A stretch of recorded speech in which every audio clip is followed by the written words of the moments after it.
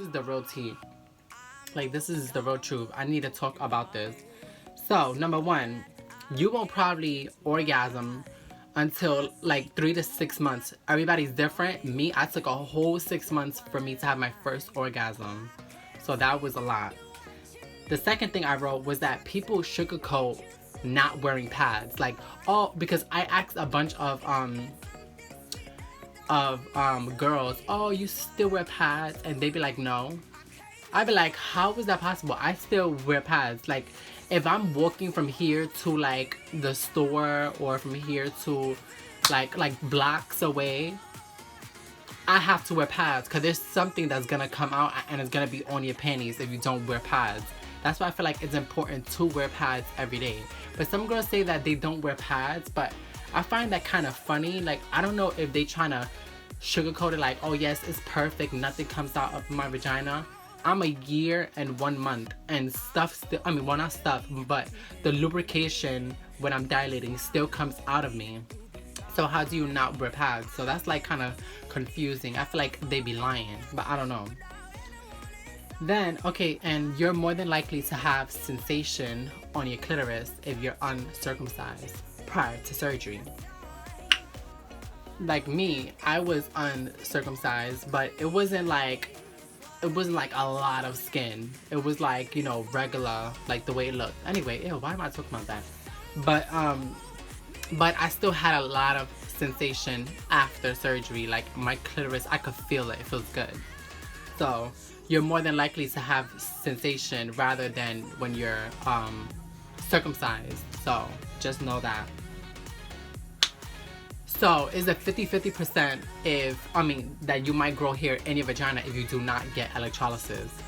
It's required from some surgeons to get electrolysis, but not all of them. But I think you should, because, you know, nobody wants hair in their vagina and then it becomes, you know, it smells funny and you get bad odor. Like it just is not cute. You should always, I feel like you should get that treatment before, you know, your surgery.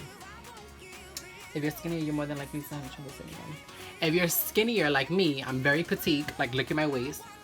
If you're skinny, you won't really be able to sit down fully till like 5 months post-op. Let me just tell you that right now. Especially if you're swollen down there, you're pretty much sitting directly on your vagina. And it hurts, obviously. So I couldn't sit down fully until like 5 months post-op. So just know that. This is another topic that no trans girl talks about, and it gets me like a little bit upset that they don't talk about this. But if you are traveling to have sex, you will need to shower again at that person's house that you are being intimate with. That's what I wrote down. I have it all right here. And it's so true. Let me tell you, well, I haven't had sex yet, so I can't really say, but if you're traveling from point A to point B, from your house to the person that you're doing stuff with house, you're gonna need a shower again, because just know that there's something, like, especially if you dilate prior to going to see the person, lubricant is gonna come out and it might smell good or it might not. I don't know, but it's not, but I feel like you should always shower. Like, if you know that you're about to have sex, you have to shower right before, because I feel like it's just not cute to shower at home and then go to your friend's house to have sex. No, don't, go to your friend's house. Go to your friend or whoever you're being intimate with house to do stuff. You need to know that because it's very important. I feel like with a post-operative vagina, no matter how many years you are, I feel like you should shower prior to having sex. Like literally right before. Like shower, then have sex. Don't shower at home and then go to your friend's house. Trust me, like, I just feel like that's important. If you don't pee before having sex, again, if you do not pee before having sex or before dilating, you could catch a UTI. What's a UTI? Is a urinary tract infection. I caught one because my dumbass, I think it was my second post-op video. Oh no, my second post-op, my second month post-op, I dilated. I decided to dilate with my dilator, and I knew I had to pee, and I still dilated, and the next day I caught a UTI. and it's horrible. It's the feeling of you feel like you have to pee a lot, but then you only pee a little bit, and then it hurts. The way I cured it, I'm just saying the way, I'm not trying to like promote or like trying to tell you to take this, but I still had a little bit more of the Percocets that they prescribed to me after my sex change. And I took one of those, I fell asleep, woke up, and it was gone. That's the way I did it. I don't know how it works from other girls, but that's the way I did it. So just be in mind that always pee. Please always pee, use the bathroom, do whatever before you have sex and before you dilate. That's really important.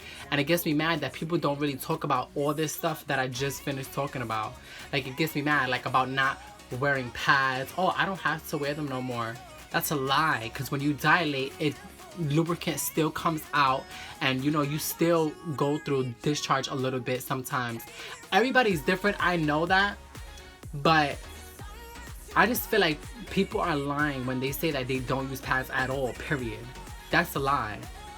That's a lie. Unless you let your vagina close fully and you just didn't dilate no more, then that's something different. But if you're dilating and having sex, you're supposed to still wear pads. Because there's something that's supposed to come out of your vagina, like lubricant or something. That's what gets me upset. And then, like, I don't know why, but it really gets me aggravated, like, because I ask so many trans girls and they be like, I don't use pads no more. That's something funny. But anyway, guys, that's all I needed to talk about really quick. And if you have any questions, again, I'm so sorry for not making like videos like all the time, like every week and stuff like that. I've just been going through some stuff, but I'm getting better though, so I'm gonna hopefully start making more videos for you guys. Just leave in the comments what you guys want me to talk about, and I'll try to talk about it. And say bye, Yoshi. Bye.